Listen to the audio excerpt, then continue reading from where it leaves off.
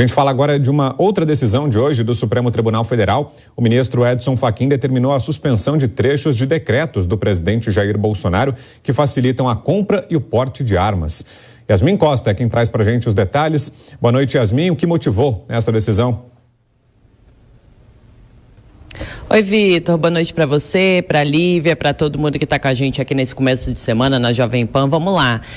O ministro Edson Fachin justificou que a violência política torna prudente a suspensão de trechos dos decretos presidenciais que flexibilizam ali o acesso a armas. Vamos entender todo o contexto dessa decisão de hoje. Em 2019, o presidente Jair Bolsonaro editou ali uma série de decretos que facilitaram o acesso às armas de fogo. E o que aconteceu logo após esses decretos serem assinados pelo presidente da República? Partidos foram ao Supremo Tribunal Federal exatamente questionar esse decreto. E 3 ações pararam nas mãos do ministro Edson Fachin. 2 apresentadas pelo PSB e uma apresentada pelo Partido dos Trabalhadores.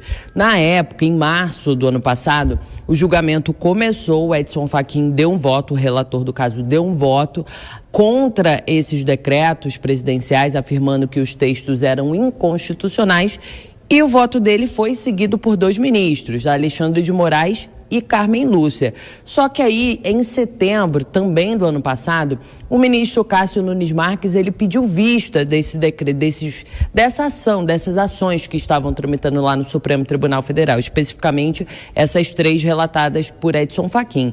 E aí foi o quê? Mais tempo. Nunes Marques quis mais tempo para entender esse processo. Passou-se um ano e os partidos voltaram ao Supremo Tribunal Federal.